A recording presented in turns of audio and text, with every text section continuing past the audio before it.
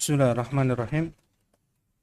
Assalamualaikum warahmatullahi wabarakatuh.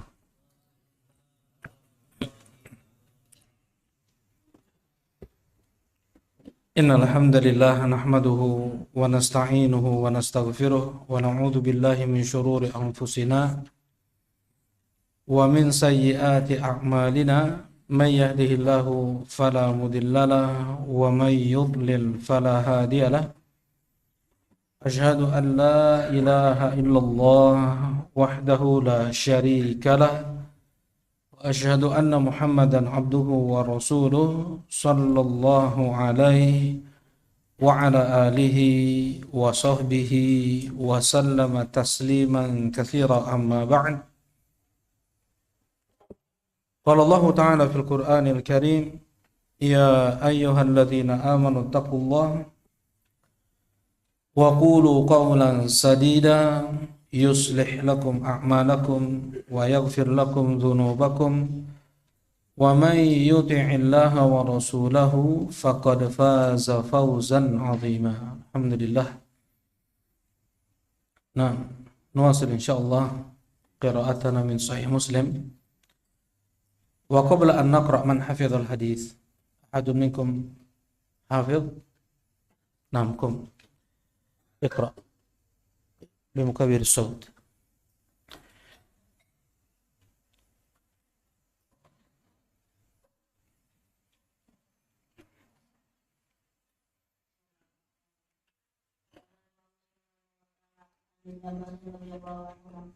قال لا تعيب على من صام ولا من أفطر.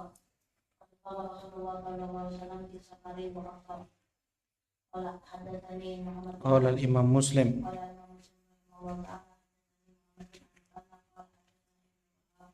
يعني ابن عبد المجيد قال حدثنا جابر عن أبيه عن جابر بن عبد الله رضي الله عنهما أن رسول الله صلى الله عليه وسلم خرج عام الفتح إلى مكة في رمضان فصام حتى بلغ قروع الغميم فصام الناس ثم دعا بقدح من ماء فرفعه حتى نظر الناس إليه ثم شرب فقيل له بعد ذلك إنما كان الخمر فقال أولئك العصاة. جزاكم الله خيرا. آخر من حفظ يرفع يده. لا أحد.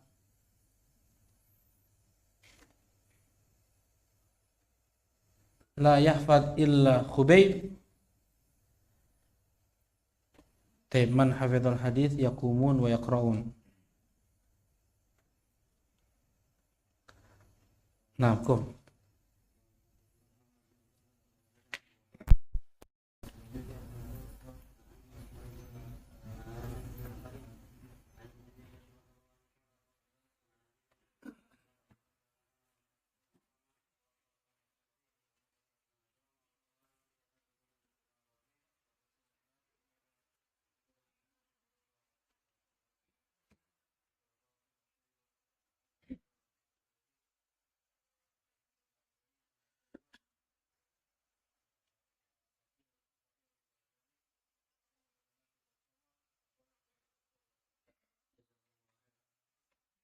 Jazakumullahu khairan, barakallahu fikum.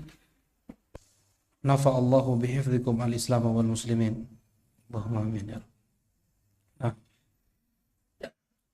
insyaallah pekan depan mulai lagi hafalan hadis Sahih Muslimnya ya. Untuk Usto 1 sampai Ulia 3. Dan para ikhwah juga, para aba, hafizakumullahu ta'ala. Baik.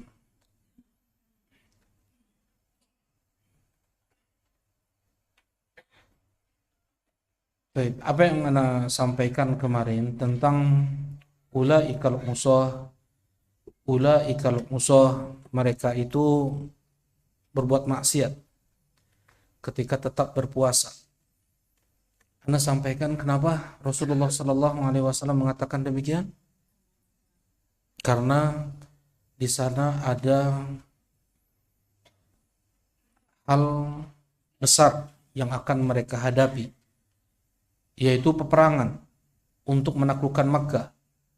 Ya, ini pendapat yang pertama. Pendapat yang kedua, nah di sini Anda bacakan, wa hadha mahmul ala man tadarrar bisawm aw annahum umiru bil fitr amran jaziman li maslahati bayan jawazihi.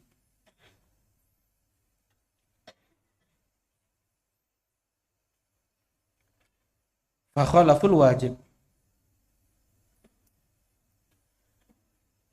Nah, yang pertama, karena puasanya mereka membuat madarat kembali kepada mereka, dan sudah dibahas apabila seseorang berpuasa sampai puasa tersebut mendatangkan madarat kepada dia ketika dia safar atau sakit. Nah, yang seperti ini dia tidak boleh untuk berpuasa. Karena itulah Rasulullah mengatakan ulaikumul usah. Ini pendapat yang pertama. Yang kedua, mereka diperintahkan oleh Rasulullah sallallahu alaihi wasallam untuk berbuka, dan ini perintah amron jaziman, perintah yang harus mereka kerjakan.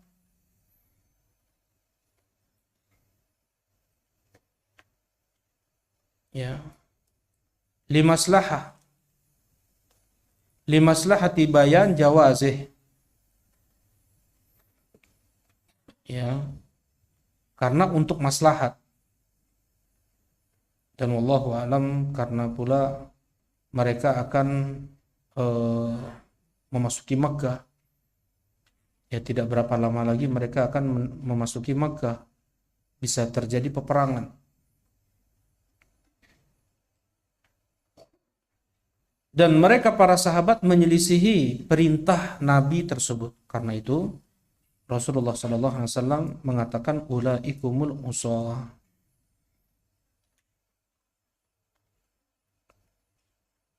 Nah, tetapi di sini Al-Imam An-Nawawi rahimahullahu taala beliau membenarkan pendapat yang pertama. Safar Rasulullah sallallahu alaihi wasallam dari Madinah ke Makkah untuk Fatu Makkah itu karena safar di hari-hari tersebut sangat melelahkan, membuat mereka kepayahan. Berdasarkan riwayat yang kedua, kita baca qala al-Imam Muslim rahimahullah wa haddatsanahu Qutaibah ibn Sa'id qala haddatsana Abdul Aziz ya'ni ad-Darawardi an Ja'far bihadzal isnad wa zada faqila lahu innan nasa qad syaqqa 'alaihimus siyam. Nah, di sini ya disampaikan kepada Nabi bahwasanya mereka para sahabat telah kepayahan untuk berpuasa. Nah, wa inna ma yanzuruna fima fa'alta, dan mereka para sahabat sedang menunggu apa yang engkau buat, apa yang engkau lakukan ya Rasulullah. Kalau engkau berbuka, mereka akan berbuka. Fada'a biqadahin min ma ba'dal 'asr. Kemudian Rasulullah sallallahu alaihi wasallam minta untuk didatangkan bejana berisikan air, ya, mangkuk berisikan air, yang itu setelah waktu asar. Tidak lama lagi mereka akan mendapatkan maghrib sebenarnya. Tetapi karena melihat maslahat untuk berbuka pada saat itu terlihat jelas, maksudnya mereka para sahabat sudah kepayahan sekali. Ya, Rasulullah SAW sekalipun tidak berapa lama lagi akan masuk maghrib, beliau berbuka untuk maslahat yang lebih besar. Ya, nah di sini Al-Imam An-Nawawi rahimahullahu taala beliau merujukan pendapat yang pertama karena kepayahan, kesusahan, lelah yang sangat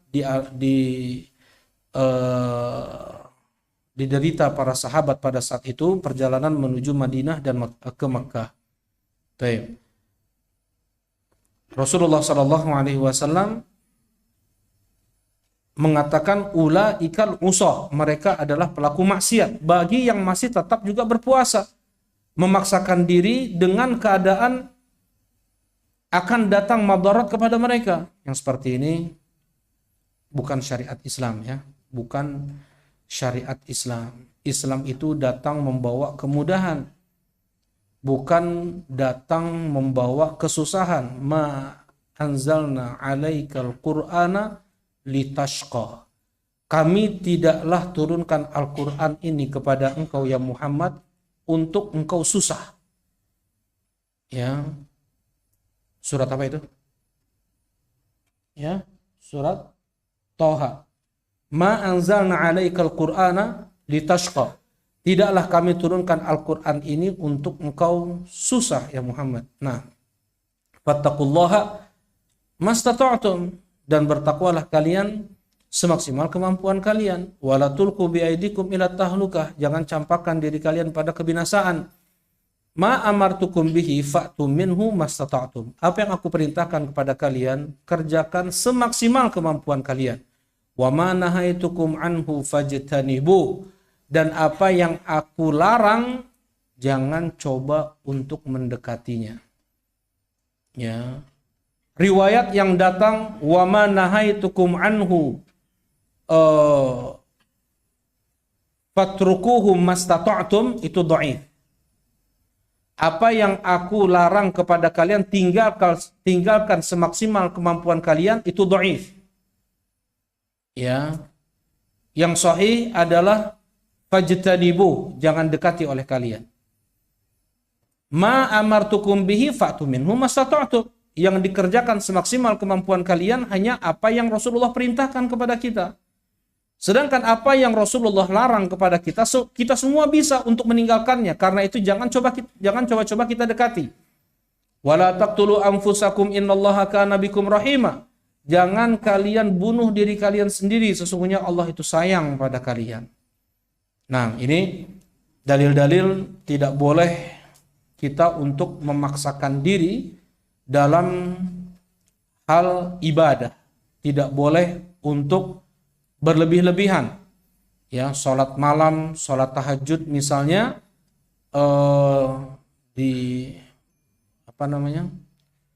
pakai tali, ya, atau gimana hadis Zainab, Rasulullah SAW masuk masjid kemudian melihat ada tali melintang. Rasulullah bertanya, tali apa ini? Punya Zainab ya Rasulullah. Idza fatarat, andaikan Zainab tersebut fatarat, dia sudah mulai lemah, sudah mulai lelah, salat tahajudnya, berdiri berjam-jam sudah mulai lelah, dia berpegang pada tali tersebut. Hullu, kata Rasulullah, lepaskan. Ya. Salatlah kalian di saat semangat-semangatnya kalian, di saat kuat-kuatnya kalian. Fa innallaha la yamallu hatta tamallu. Sesungguhnya Allah Subhanahu wa taala tidak akan bosan untuk memberikan pahala kepada kalian sampai kalian sendiri yang merasa bosan dalam beribadah. Nah, dalam hadis yang lain Rasulullah sallallahu alaihi wasallam mengatakan, apabila kalian mengantuk dalam salat, tidur. Apabila kalian mengantuk ketika salat malam, ya, pas salat tahajud, tidur, kata Rasulullah sallallahu alaihi wasallam. Kalau sholat subuh gimana? Enggak berlaku itu. Jadi kenapa enggak berlaku? Itu yang pertama ya. Seseorang dia harus mempersiapkan amalan yang akan dia kerjakan, yang amalan tersebut pahalanya sangat-sangat besar. Mana yang lebih besar pahalanya? Sholat tahajud ataukah sholat subuh? Sholat subuh, ya. Karena itu, kalau dia melakukan sholat tahajud, persiapkan dulu fisik dia. Tidur di awal malam, kemudian dia sholat tahajud udah segar. Sebelum beberapa saat sebelum subuh, dia tidur lagi sebentar untuk mengembalikan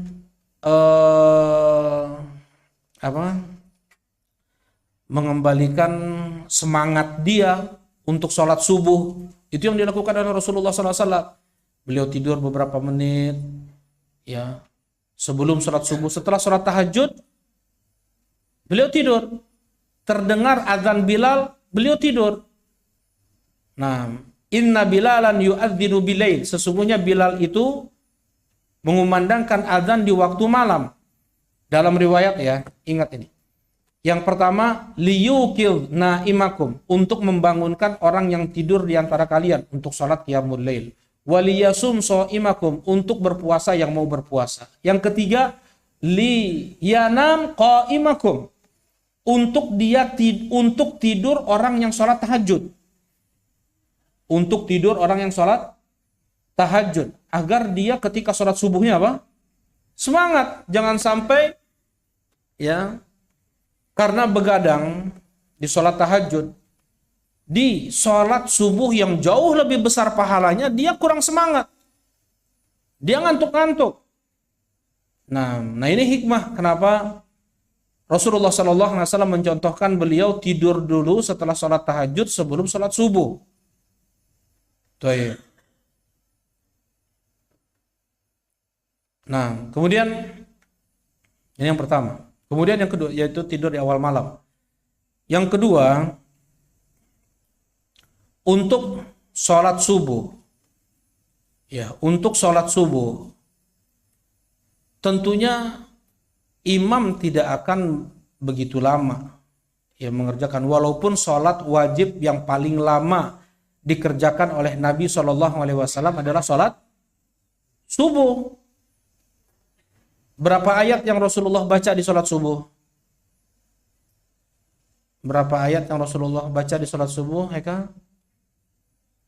Ya, 60 sampai 100 ayat. Ya, 60 sampai 100 ayat. 30 ayat itu 1 lembar setengah. Berarti 100 ayat setengah juz dibaca. Ya, 30 ayat itu 1 lembar setengah. 60 ayat berarti 3 lembar. 100 ayat berarti setengah juz, 5 lembar. Jelas ini insyaallah. Ini yang Rasulullah SAW selalu baca. Ya, antara 60 sampai 100 ayat di sholat subuh. Baik. Yang terkadang Rasulullah SAW beliau sholat subuh hanya membaca surat Az-Zalzalah di 2 rakaat. Di rakaat pertama surat Az-Zalzalah, di rakaat kedua pun surat Az-Zalzalah. Itu pun sunnah. Datang dari Nabi SAW, sesekali beliau kerjakan itu. Jelas ini? Di rakaat pertama apa? Surat Az-Zalzalah, di rakaat kedua surat Az-Zalzalah. Jadi pendek. Ya, untuk sholat fardu terbaik dalam hitungan pekan, itu sholat apa dan hari apa, Azami? Sholat terbaik, sholat fardu terbaik. Nah, ya Ibrahim, sholat subuh di hari Jumat, apa yang Rasulullah baca? Surat As-Sajdah di rakaat pertama sempurna dari awal sampai akhir. Kemudian di rakaat keduanya surat Al-Insan dari awal sampai akhir juga. Itu sunnahnya.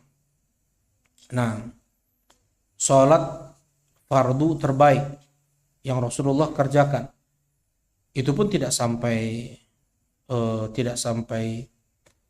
60 ayat berarti. Ya, surat As-Sajdah saja 30 ayat, 1 lembar setengah.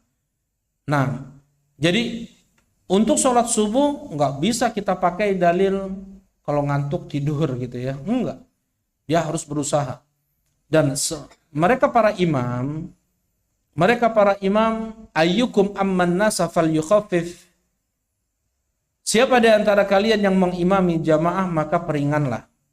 Fa inna min waraihimud dha'if wal kabir wal marid wadal hajah, karena di belakang kalian itu ada orang yang lemah, sedang kelelahan, ya, sedang sakit, sedang ada keperluan, orang tua.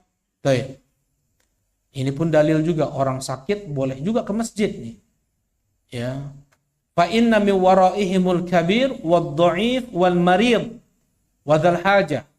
Rasulullah SAW beliau dalam keadaan sakit minta dipapah oleh Ali bin Abi Thalib dan Abbas bin Abdul Muthalib ke masjid sholat berjamaah. Kata Abdullah bin Mas'ud, kami benar-benar mengetahui orang munafik itu adalah dia yang tidak sholat berjamaah di masjid. Sampai apabila ada di antara kami yang sakit, minta dipapah oleh 2 orang untuk bisa sholat berjamaah di masjid. Ya. Nah, sebenarnya dia mendapatkan uzur untuk sholat di rumah.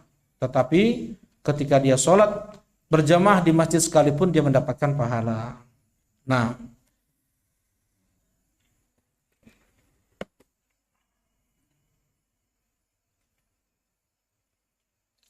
Rasulullah Shallallahu Alaihi Wasallam pula mewasiatkan kepada dai beliau Abu Musa al-Ash'ari dan siapa ya? Satu lagi yang Rasulullah Shallallahu Alaihi Wasallam utus ke negeri Yaman. Abu Musa dan Ali bin Abi Thalib apa? Yassira wa la tu'assira wa basyira wa la tunaffira tatawwa'a wa la takhtalifa. Ini kaidah dakwah di antara kaidah dakwah yang disampaikan oleh Nabi Muhammad SAW untuk para dai. Yang pertama adalah yassira wa la tu'assira. Sampaikan atau yassira, permudahlah oleh kalian Islam ini, wa la tu'assira, jangan kalian persulit. Ya. Wa basyira wa la tunaffira, sampaikan kabar-kabar baik, berita-berita baik. Wala tunaffira, jangan kalian membuat orang lari dari Islam. Tatawwa'a wala takhtalifa, baik-baiklah kalian berdua, saling mengerti, saling memahami, ya, saling jaga ukhuwah, saling berkawan, bersahabat. Wala takhtalifa, jangan kalian berdua berselisih, berpecah belah, bercerai-berai, ya, bermusuhan, berkelahi. Nah, ini wasiat Rasulullah SAW kepada 2 dai beliau. Yang anak ingat pasti Abu Musa, yang kedua anak lupain. Bisa dilihat? Coba. Di Sahih Bukhari hadis ini. Ya.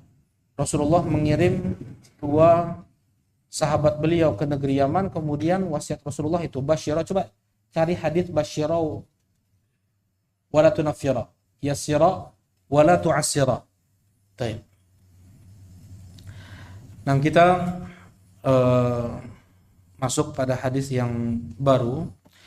Qala al-Imam Muslim rahimahullah, haddatsana Abu Bakar bin Abi Syaibah. Abu Bakar bin Abi Syaibah, masmuhu. Siapa nama Abu Bakar bin Abi Syaibah?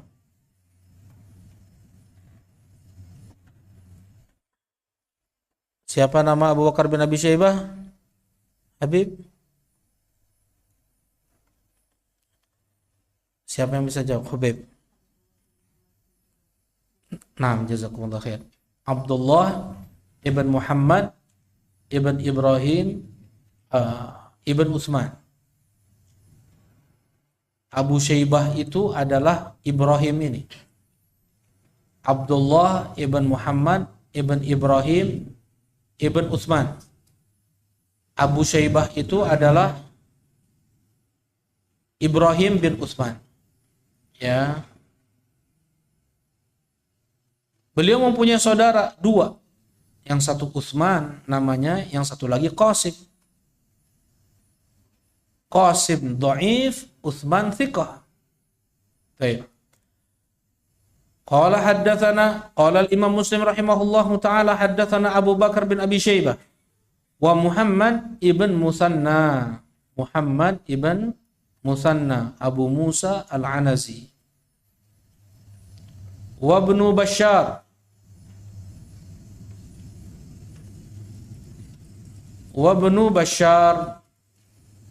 Muhammad ibn Bashar. Kalau digandengkan penamaan Muhammad ibn Musanna dengan Muhammad ibn Bashar di dalam Sahih Muslim, biasanya didahulukan nama Muhammad ibn Musanna daripada Muhammad ibn Bashar. Belum pernah al-Imam Muslim mendahulukan nama Muhammad ibn Bashar daripada Muhammad ibn Musanna. Jami'an an Muhammad ibn Ja'far. Muhammad ibn Ja'far Gundar. Julukannya adalah Gundar. Qala Abu Bakar haddatsana Gundar. Nah, kalau Abu Bakar pakai kalimat haddatsana. Kalau yang lain pakai kalimat an. Nah, disinilah kedetailan riwayat Al-Imam Muslim. Kedetailan riwayat lafaz Al-Imam Muslim. Lebih unggulnya Sahih Muslim daripada Sahih Al-Bukhari dari sisi ini. Kedetailan lafaz. Abu Bakar meriwayatkan dengan haddatsana. Nah, yang lain menggunakan kalimat an. Abu Bakar menggunakan menyebut nama Gundar, yang lain menyebut nama Muhammad ibn Ja'far. Ya sama, Muhammad ibn Ja'far itu Gundar. Ya. Nah, apa arti Gundar? Apa arti Gundar? Nama Fathan? Ya, pembuat ribut, pembuat ricuh. Jadi ketika Muhammad ibn Ja'far mendengar satu hadis yang diriwayatkan dengan tidak benar, ya, beliau ribut. Kemudian Ibnu Jurai pada saat itu mengatakan uskut fa innaka anta Gundar, diam, sesungguhnya engkau ini Gundar. Akhirnya nama Gundar tersebut tersematlah pada Muhammad ibn Ja'far. Ya. Nah, kalau Gundar bahasa Indonesia apa artinya? Apa arti Gundar bahasa Indonesia, Kang Sandi? Kang Sandi. Apa Nadar? Apa? Gundar. Apa? Gaduh. Bahasa Indonesia. Gundar, bahasa Indonesia Gundar. Ada yang tahu bahasa Indonesia? Umar, mah? Bahasa Indonesia itu kan bahasa Arab Gundar. Ada bahasa Indonesia, itu Gundar pakai G. Gundar apa artinya? Mana Umar? Mana Umar? Apa arti Gundar? Gak ada yang tahu ini? Apa sinonimnya Gundar? Aikal nggak tahu juga. Ini soalnya sudah jarang dipakai, makanya anak tanya. Ini bahasa Indonesia, ini bukan bahasa Arab. Kalau Gundar pakai ghain artinya pembuat ricuh. Nah, bahasa Indonesia anak tanya sekarang. Gundar. Abu Galen tahu artinya? Husni tahu? Bahasa Indonesia ini. Siapa yang tahu? Iya, Gundar itu artinya sikat. Gundar gigi artinya sikat gigi. Kita nggak lagi tuh pakai bahasa, nggak dengar ya, jarang ya. Itu bahasa fushah, bahasa fushahnya bahasa Indonesia, Gundar.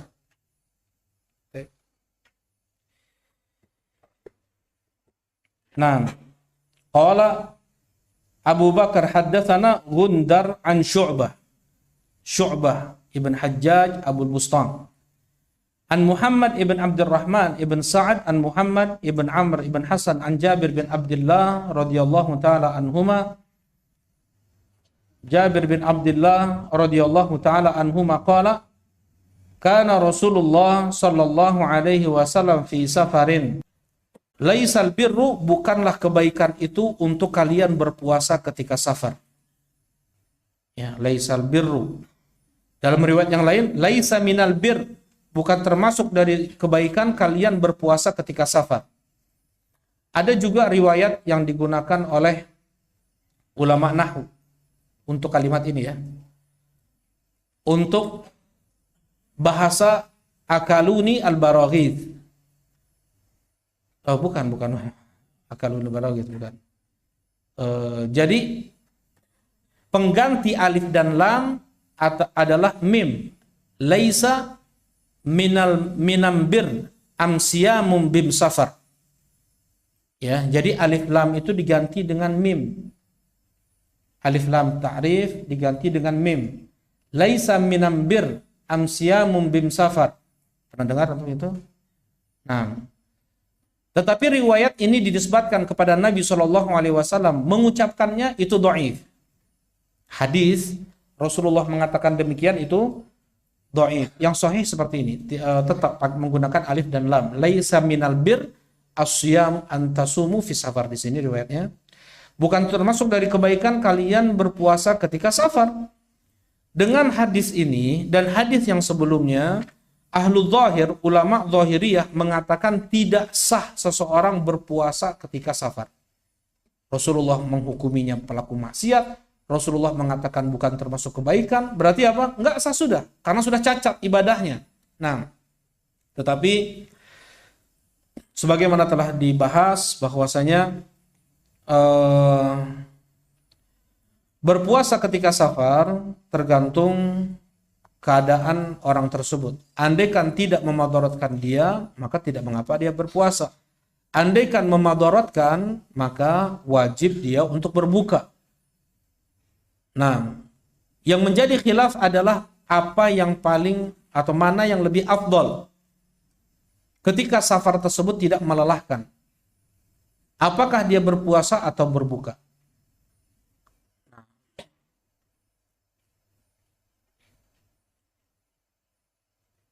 Wallahu a'lam. Dijawab oleh Asy-Syaikh Abdurrahman Ibn Umar Al-Adani rahimahullahu taala, andaikan dia orang yang mudah untuk puasa sunnah, mudah untuk mengqadha, maka yang paling afdal adalah dia berbuka untuk mengambil rukhsah yang Allah berikan untuknya. Tetapi apabila dia seorang yang jarang puasa sunnah, sulit dia untuk mengqadha puasa Ramadan yang dia tinggalkan ketika safar yang tidak melelahkan tersebut, maka yang lebih afdal bagi dia adalah tetap dia berpuasa. Karena Rasulullah pun, beliau datang dalil banyak, beliau berpuasa ketika safar. Ya, terlebih safar tersebut tidak melelahkan. Nah, di sini ada tambahan riwayat ya, kita baca hadisnya. Qala al-Imam Muslim rahimahullahu taala wa haddatsana Ahmad ibn Utsman An-Naufali qala haddatsana Abu Dawud qala haddatsana Syu'bah bihadzal isnad bihadzal isnad nahwa wa zada qala Syu'bah wa qad wa kana yablughuni an Yahya bin Abi Katsir annahu kana yazidu fi hadzal hadits wa fi hadzal isnad annahu qala alaikum bi rukhsatillahi alladhi rakhasa lakum qala falamma sa'altuhu lam yahfadhu. Nah, sebagian perawi hadis ada yang menambahkan kalimat alaikum bi rukhsatillahi alladhi rakhasa lakum. Hendaknya kalian mengambil keringanan yang Allah berikan kepada kalian. Itu kata Rasulullah SAW. Tambahan dari hadis yang di atas. Ya, hendaknya kalian mengambil keringanan yang Allah berikan kepada kalian.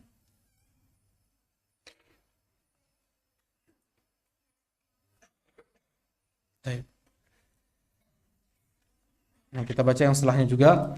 Qala al-Imam Muslim rahimahullahu taala haddatsana Haddab ibn Khalid. Qala haddatsana Hammam ibn Yahya. Qala haddatsana Qatadah an Abi Nadrah an Abi Sa'id Al-Khudri radhiyallahu taala anhu qala ghazawna ma'a Rasulillah sallallahu alaihi wasallam li 16 madat min Ramadan. Kata Abu Sa'id Al-Khudri, kami keluar untuk ghazwah, untuk perang bersama Nabi SAW li 16 madat min Ramadan. Ya, setelah 16 hari lewat dari bulan Ramadan. Tapi ada yang mengatakan hari ke-16 ini mereka sudah sampai Makkah. Faminna man shoma wa minna man aftar. Di antara kami ada yang berpuasa, di antara kami juga ada yang berbuka. Falam ya'ib as-shaim 'alal muftir walal muftiru 'alas shaim. Ya, orang yang berpuasa tidak mencela yang berbuka, demikian pula yang berbuka tidak mencela orang yang berpuasa. Nah, selama tidak ada madarat, maka boleh untuk berpuasa ketika safar. Barakallahu fiik. Alhamdulillah. Ya, nanti bisa mau menghafal hadis Jabir bin Abdullah atau hadis Abi Sa'id Al-Khudri. Kita masuk bab apa di sini? Terakhir pembahasan apa? Abu Ubaidillah. Ada yang ingat?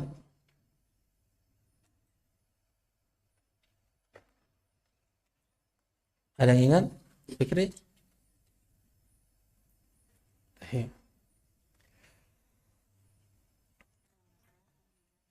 Mizan wa adzabul qabr, al-haud wal mizan. Nah, khair insyaallah. Jazakallah khair, Habib. Kita baca Kutaib atau kitab kecil yang ditulis oleh Ibn Abi Hatim Ar-Razi, yaitu tentang aqidah Ahlus Sunnah wal Jamaah. Taib. Wal haudul mukramu bihi nabiyuna sallallahu alaihi wasallam haq. Taib. Wasyafa'atu haq.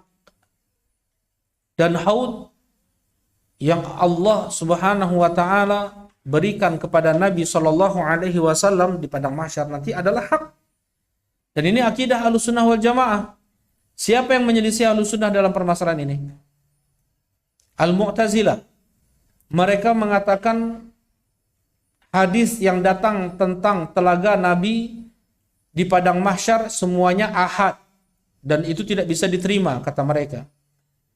Nah, sebagian ulama sunnah mengatakan mudah-mudahan dengan mereka menentang adanya haud Nabi SAW di padang mahsyar, mudah-mudahan mereka di antara orang yang ditahan untuk minum dari haud Nabi SAW.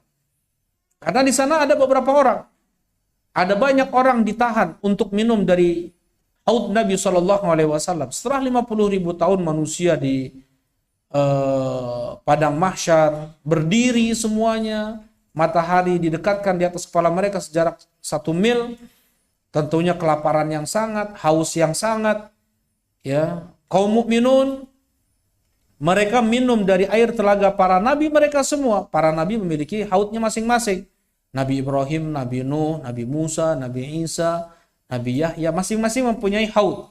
Dan yang paling besar dari haud telaga para nabi adalah telaga Rasulullah SAW yang panjangnya 1 bulan perjalanan, lebarnya 1 bulan perjalanan, jadi berarti kurang lebih ratusan kilometer. Ya, panjangnya itu ratusan kilometer, lebarnya ratusan kilometer, ada kolam, jadi kolam panjang dan lebarnya ratusan kilometer nih. Ya, 1 bulan perjalanan. Ada yang pernah coba jalan kaki dari mana ke mana gitu? Ada yang orang Jogja di sini? Abu Azam ada? Abu Azam? Hadir Abu Azam ada? Taib. Dari terminal ke Parangtritis, terminal lama ke Parangtritis, berapa kilometer perkiraan? Ingat, tahu nggak Abu Azam? Kalau Abu Habib ada Abu Habib? Ada Abu Habib ada? Dari kota Solo sampai ke Wonogiri berapa kilometer? Waduk. Waduk Gajah Mungkur. Ada yang tahu? Nggak ada Abu Habib. Perkiraan, ini mah perkiraan ya. Nah, nggak ada yang tahu. Coba dilihat di Google Maps coba. Nah, dari kota Solo sampai Waduk Gajah Mungkur. Ini kita mau coba. Kira-kira berapa kilometer? Kira-kira berapa kilometer panjang haud Nabi SAW? Berapa? Nah, itu mah dari sini atau dari kota Solo. Dari kota Solo sampai ke berapa? 44 kilo. Baik. Itu ditempuh dalam waktu 1 malam. Jalan. 9 jam. Iya. Iya, jalan kaki 1 malam ya. Anak pernah jalan kaki itu. Dari sana sampai ke, jadi perkiraan berarti apa? 44 km itu 1 malam. 9 jam itu untuk 44 km. Berarti 24 jam berapa tuh? 44 bagi 9 coba. 44 bagi 9.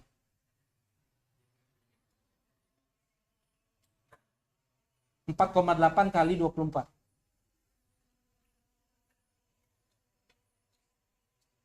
Berapa?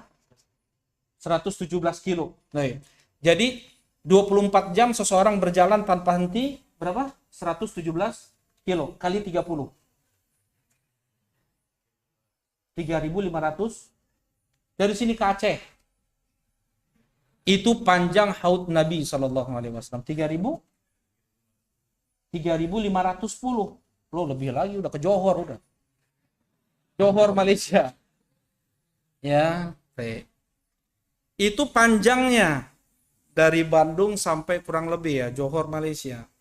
Coba Johor Malaysia, Bandung Johor. Bener nggak 3.500? Nggak apa-apa.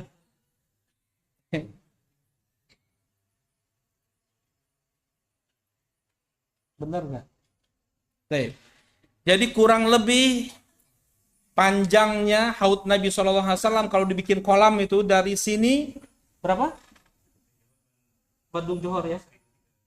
1.300. Oh, Johor ke bawah. Kelantan ke atas lagi. Kelantan ya, Kelantan. Hah? Ya. Kalau ke Aceh berapa ujung? Ke Sabang. 2.000. Masya Allah. Berarti ke Thailand itu. Subhanallah ya. Itu panjangnya. Ya, panjang haud Nabi Shallallahu Alaihi Wasallam 3.500 km. 3.400 ke Thailand, Bangkok. Subhanallah. Dari Bandung ke Thailand, Bangkok itu baru 3.400 lagi, kurang 100 km lagi itu. Vietnam tuh kali itu. Nah, intinya seperti itulah kurang lebih panjangnya haud Nabi SAW. Lebarnya pun segitu juga.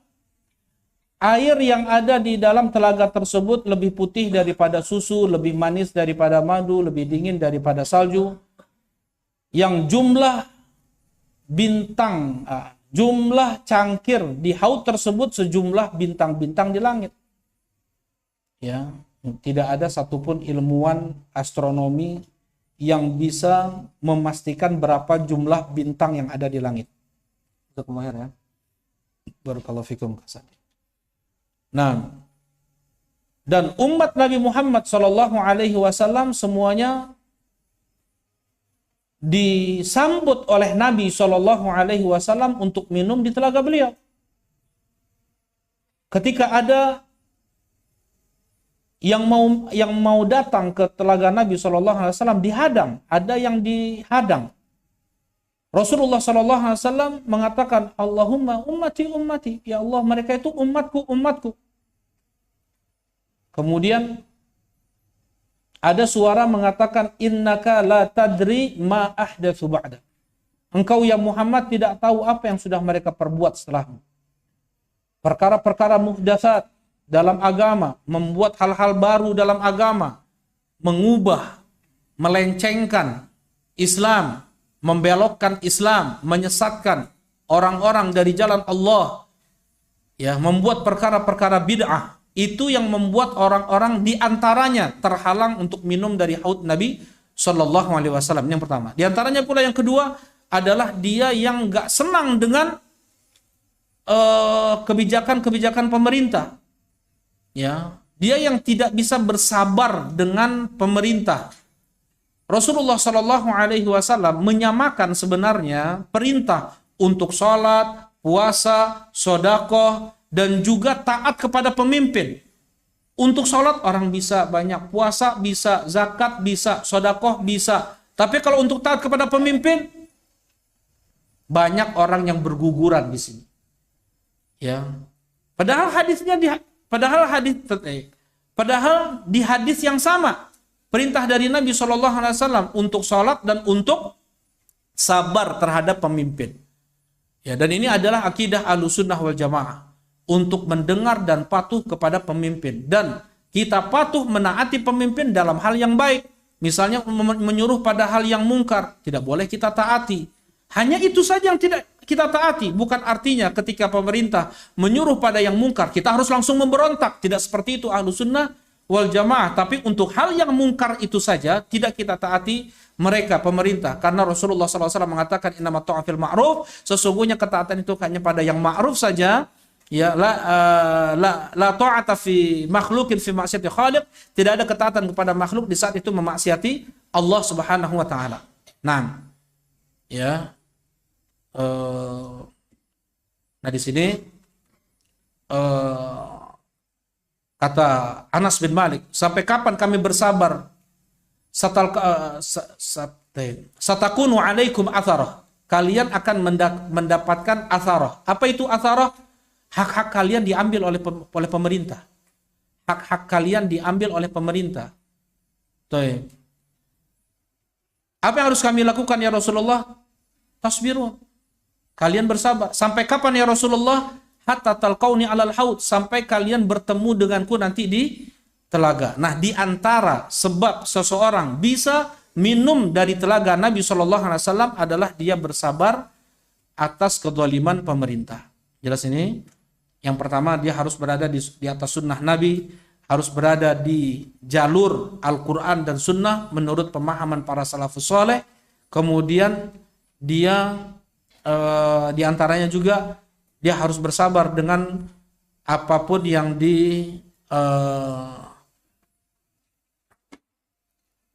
ditetapkan oleh pemerintah muslim. Nah, hatta talqauni alal haud, sampai kalian bertemu denganku nanti di telaga. Barakallahu fikum. Ya. Nah, insyaallah untuk syafaat ini panjang, insyaallah di pertemuan berikutnya. Silakan, ada yang mau ditanyakan?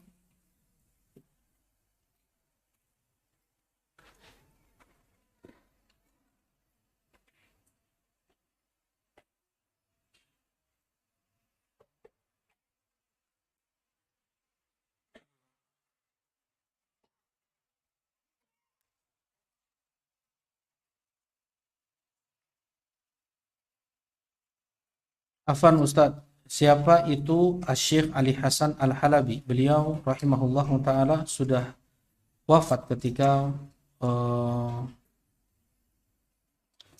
Covid ya, ketika musim Covid tahun lalu. Beliau murid dari Asy-Syaikh Al-Albani rahimahullah ta'ala. Ya.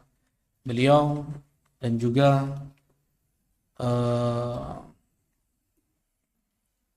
siapa? Syekh masyhur banyak, termasuk dari murid Asy-Syaikh Al-Albani rahimahullahu taala. Mudah-mudahan Allah Subhanahu wa taala merahmati Asy-Syaikh Ali Hasan Al-Halabi. Allahumma amin ya rabb.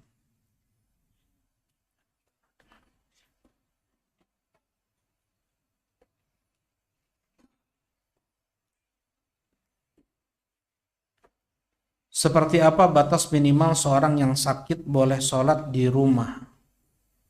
Apabila ada masyaqqah, kalau dia terasa berat untuk sholat di masjid, ya boleh dia sholat di rumah.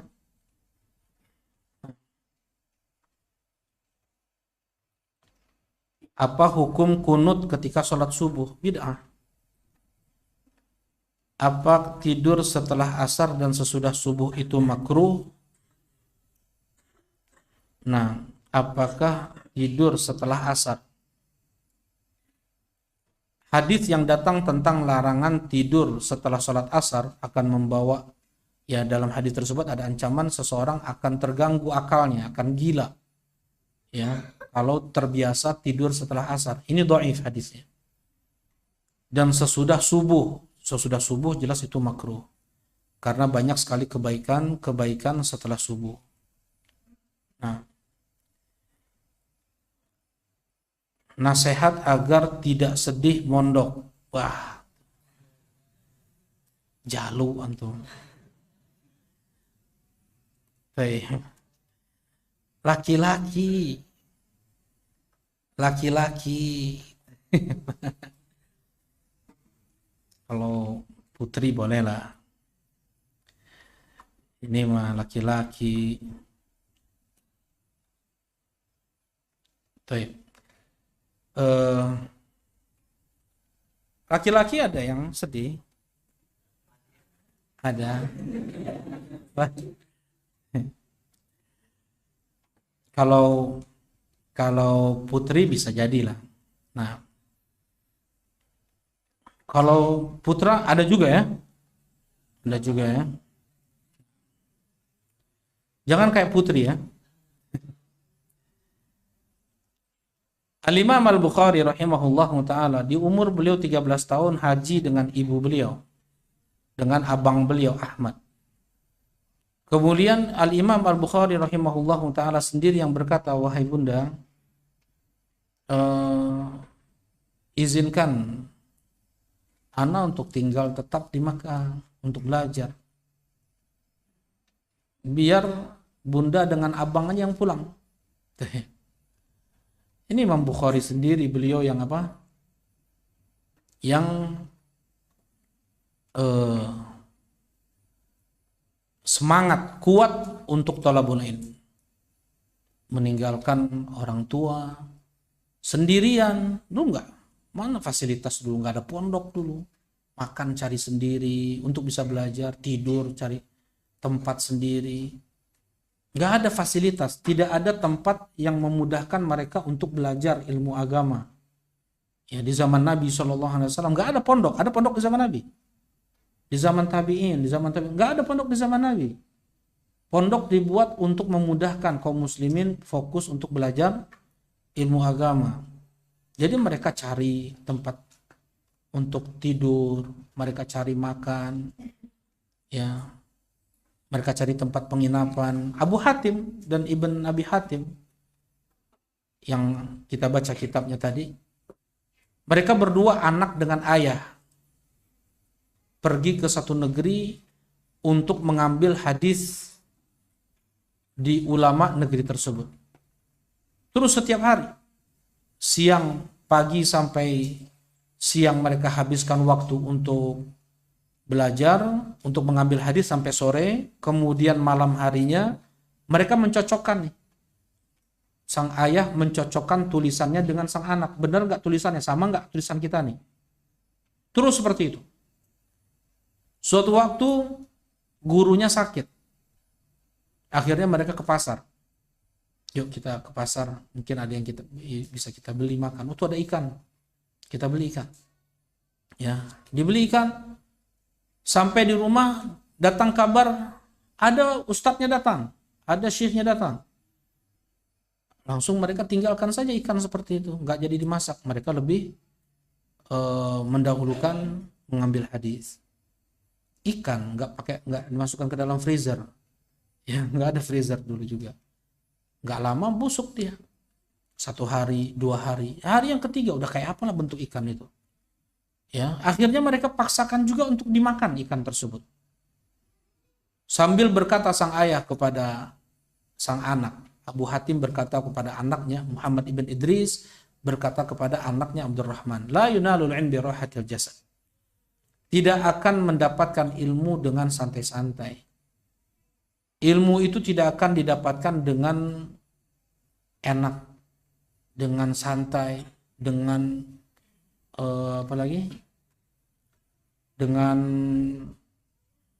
dengan senang-senang, dengan main-main. Enggak.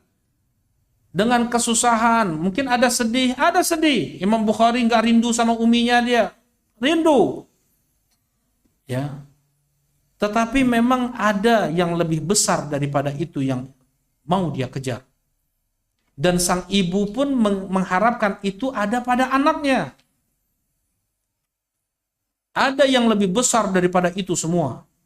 Al-ilm. Ilmu. Yarfa'illahu alladhina amanu minkum walladhina utul ilma darajat. Muslim presiden, Muslim raja, Muslim pengusaha, Muslim dia membuat masjid sana sini, orang kaya raya. Lebih afdal lagi muslim alim. Jelas itu. Fadlul alim alal abid kafadlil qamar ala sairil kawakib. Keutamaan orang yang tahu ilmu agama dengan orang yang ahli ibadah, apalagi yang punya jabatan atau harta nih. Ya. Keutamaan seorang alim dibanding orang yang suka sholat tahajud, orang baca Quran, orang yang suka zikir, seperti keutamaan sinar bulan purnama daripada sinar bintang-bintang kecil yang ada di langit. Kemudian Rasulullah mengatakan lagi, fadlul alim alal abid kafadli ala man adna. Keutamaan seorang alim dibandingkan orang yang ahli ibadah, lihat ibadahnya nih, dia semangat untuk puasa terus, sholat terus, tahajud terus. Keutamaan orang yang berilmu dari orang yang giat beribadah seperti keutamaan aku dari yang paling bawah dariku. Antara Rasulullah dengan orang yang paling bawahnya. Seperti itu keutamaan ilmu. Jangankan manusia, anjing saya. Ketika dia diberi ilmu, dimuliakan oleh Allah Subhanahu wa Ta'ala. Bagaimana itu? Hasil tangkapannya menjadi apa? Halal. Al-kalb al-mu'allamah. Allah sebut di surat Al-Ma'idah. Hewan, binatang, bahkan air liurnya adalah najis. Ketika dia menangkap hewan buruan, maka hasil tangkapannya halal. Sekalipun dia hewan buruan tersebut mati di dipeluk sama dia, dipeluk lagi. Dia apa anjing tadi apa ini? Kan terkadang nunggu tuannya, dia nunggu tuannya, dapat dia kelinci dipegang terus karena beban tubuh berat anjing ini sampai mati kelinci itu. Tetap halal. Ya. Kalau di sana ada anjing-anjing lain yang tidak ada ilmunya, haram. Gak boleh dimakan itu. Baik. Banyak sekali keutamaan ilmu daripada ibadah. Daripada ibadah, apalagi dunia. Nah, jadi ada yang dikejar. Ada yang lebih besar daripada rindunya seorang anak pada orang tua. Ada yang diharapkan oleh orang tua lebih besar jauh daripada rindu mereka kepada anak-anak mereka. Jelas ini insyaallah. Ya. Ilmu yang membuat seseorang itu lebih tinggi daripada yang lainnya. Khairukum man ta'allamal Qur'ana wa 'allama. Sebaik-baik kalian adalah yang mempelajari Al-Qur'an dan yang mengajarkannya. Afdalukum man ta'allamal Qur'ana wa 'allama. Seutama-utama kalian adalah yang mempelajari Al-Qur'an dan yang mengajarkannya. Ya. Seorang ibu yang diberi taufik oleh Allah.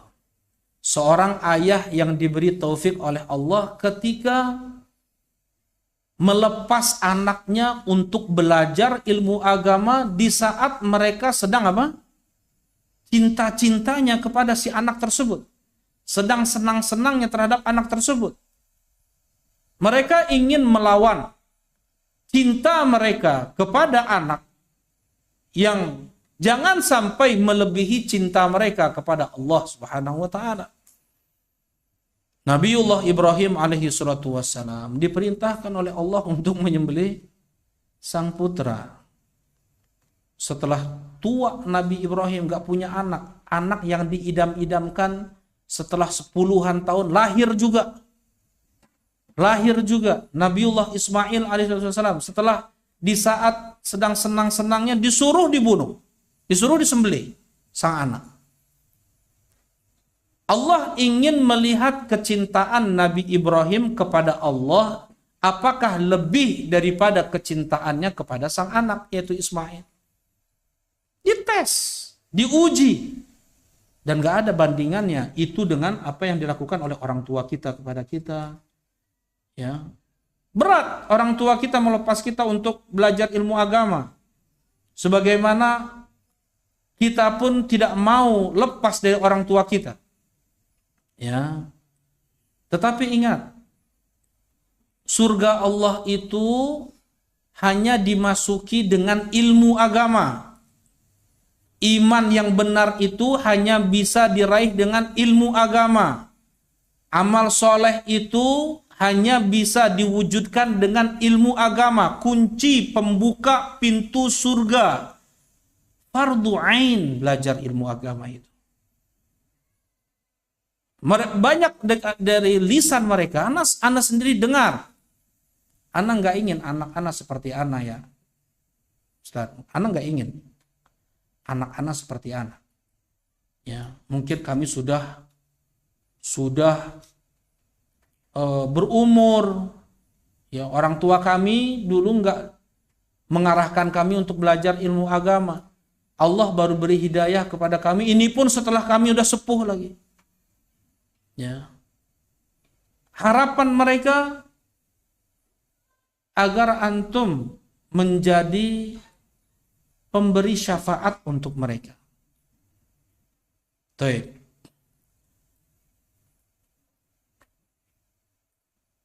Surga Allah, tadi anak kembali ya, tadi anak hilang tadi. Surga Allah hanya dapat diraih oleh seseorang yang memiliki ilmu agama. Kata Allah Subhanahu wa taala, apa surat yang ana baca di rakaat pertama maghrib? Tuh. Taib Al-Bayyinah. Apa lafaz terakhir di surat Al-Bayyinah?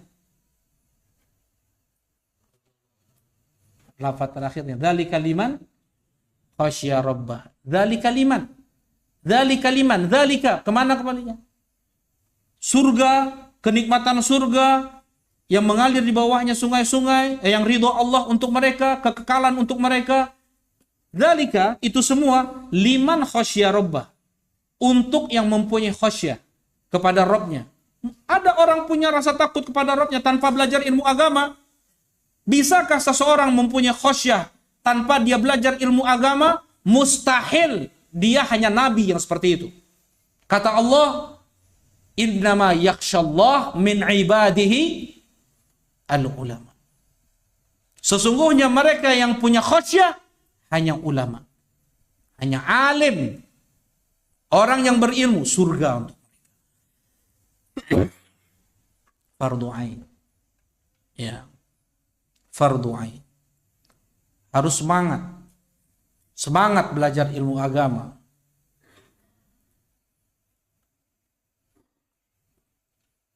Afdalul a'mal ba'dal wajibat.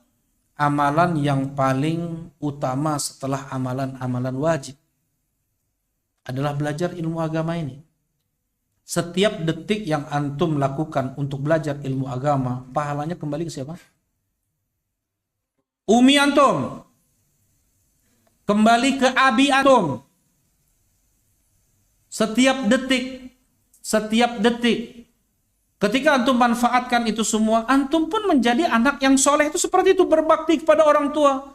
Tapi kalau misalnya melanggar, nggak dimanfaatkan dengan baik kesempatan untuk belajar tersebut, ya, nggak menghafal, nggak mencoba untuk memahami pelajaran, main-main, ngelamun sana sini, durhaka pada orang tua. Durhaka pada orang tua. Tuh. Setiap kebaikan yang antum lakukan dalam belajar ilmu agama, setiap huruf yang antum hafal, itu tetap itu kembali ke umi antum. Kembalinya ke abi antum. Ya. Mereka yang dengan berat hatinya melepaskan antum ke ma'had. Ini anak ngomong sama putri sama putra sini.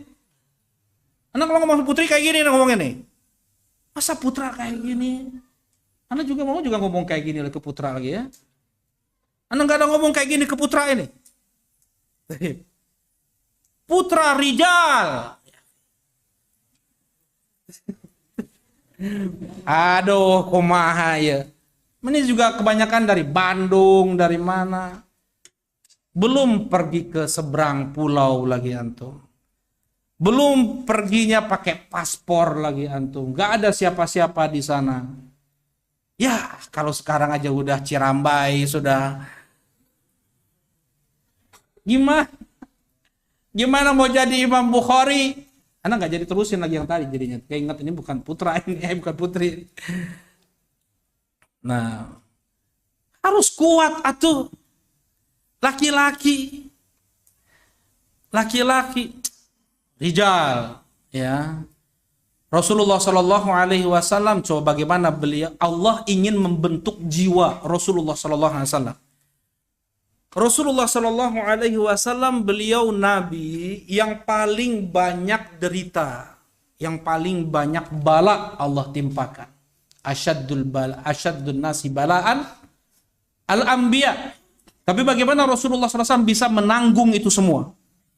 Bagaimana Rasulullah beliau tidak stres, tidak tertekan, dibully, dihujat, dicaci, ya beliau sampai diusir dari kampungnya, beliau nggak sampai stres.